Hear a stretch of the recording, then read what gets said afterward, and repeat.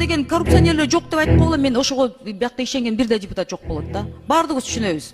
То же самое произошло мына салык инспекциясында. Элди ЭТТН деп мына ар бир тыйынын сыгам деп коюп өзү 3 миллиардта пурдуп атат. Унчукпай кетип атат анан под аплодисменты. Мы ни при чем деп.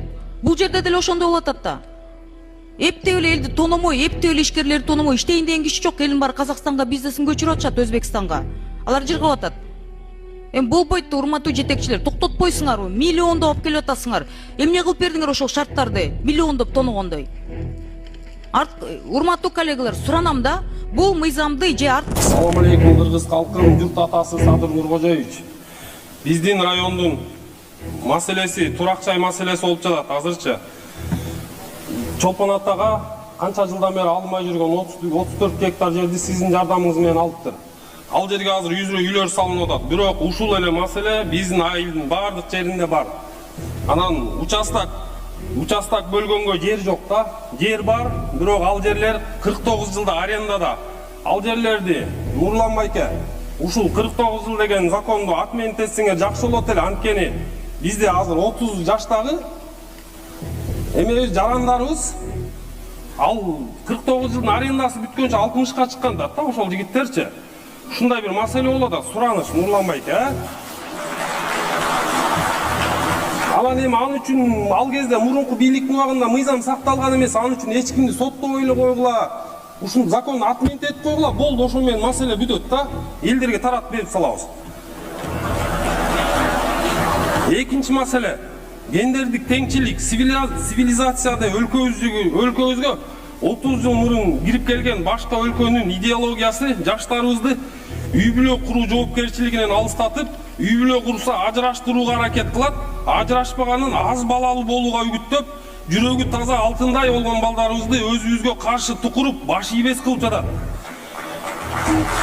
Мунун натыйжасында эркек, аял, балдар өз орду менен болбой, ар ким өз укугун талап кылып, милдеттерин унутуп баратат. Элибиздин саны дагы өспөй жатат.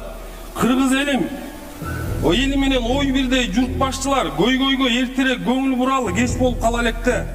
Урматтуу журт атасы Садыр Нуркожоевич азыр эле айтты го, көп бала төрөгөн энелерге акча беребиз деп. Келгиле жапа тырмак колдойлу, башка өлкөлөр биздин үй бүлөлөрдүн ынтымагын, балдарына мээримин төккөнүн көрүп, алар бизден үлгү алгандай кылалы.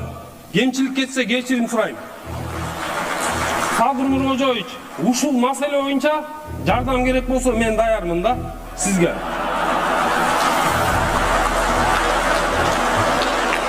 Мен өзгөчө кабыл алып коюңузчу, эми бул жалпы Кыргыз элинин маселеси болуп жатат. Туура түшүнсөңүзбү?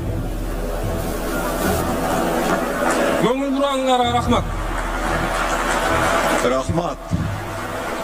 Урматтуу Москва шаарындагы мекендештер, эгерде сизди тиш оорусу тынчсыздандырып жатса, анда сизге Умбем клиникасын сунуштайбыз. Стоматология заманбап техникалык каражаттар жана материалдар менен камсыздалган. Жогорку даражадагы адистер өз ишинин сапатына кепилдик беришет. Хирургиялык стоматология, тиштерди кооздоп калыбына келтирүү, кандай гана оор абалдагы тиш болбосун, оорутпай алып салабыз. Жулабыз. Тиштерди кесипкөй чеберчиликте, гигиеналык тазалоодон өткөрөбүз. Брекет системабыз да бар. Имплантация жасайбыз. Металлокерамика, цирконий жана башка түрлөрдү колдонуу менен сиз каалаган сапатта тиштериңиздерди оңдоп түзөп, салып жана тазалап беребиз. Биздин дарек Москва шаары, ВДНХ метросу, Кондратюка көчөсү 2, байланыш номеру +7 925 103 22 55.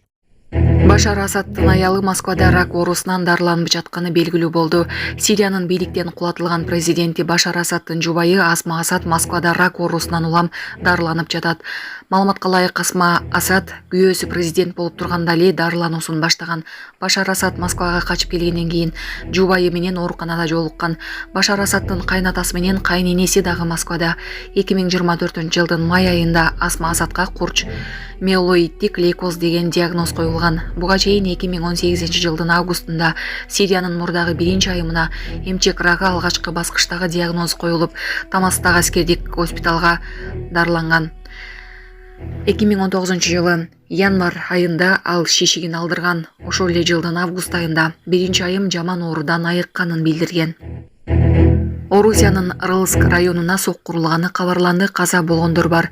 Курск облусунун башчысынын милдетин аткаруучу Александр Хинштейн Украина армиясы Рылск районуна абадан жапырт сокку урганын билдирди. Шаар Украинанын чек арасынан 30 чакырымдай алыстыкта жайгашкан, ал жерде 15 миңдей киши жашайт.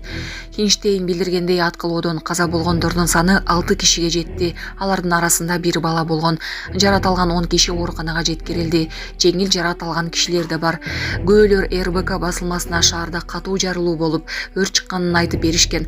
Рылск районунун башчысы Андрей Белоусов социалдык объектилер жабыркаганын маалымдаган. Хинштейндин айтымында жарандык авиация коллежинин окуу корпусу, жатаканасы, мектеп жана маданият үйү бутак алынган. Соккудан бир нече турак үйлөр, 15 унаа зыян тарткан.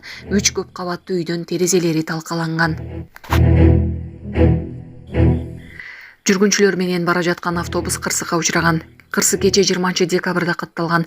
Транспорт тайгак жолдон чыгып кеткен. Окуя саат 16:50-дө Тордой базарынын жанында болгон. Жүргүнчүлөрдүн арасында жабыркагандар жок экени мэрия кабарлады.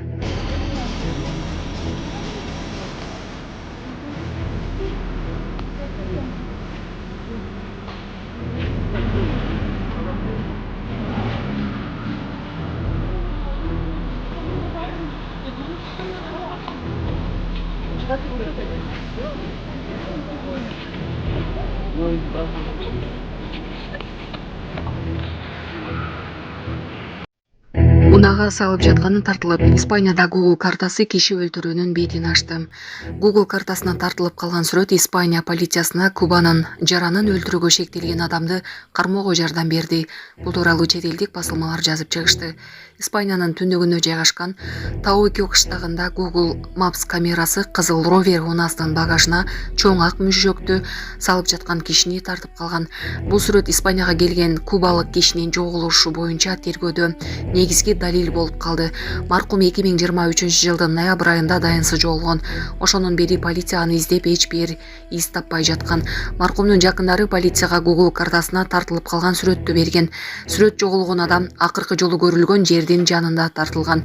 Мындан улам полиция унаанын ээсин кармап, киши өлтүрүүнүн бетин ачкан. Ал маркумду жакынкы айылдардын бирине көмгөнүн айткан. Учурда тергөө уланууда.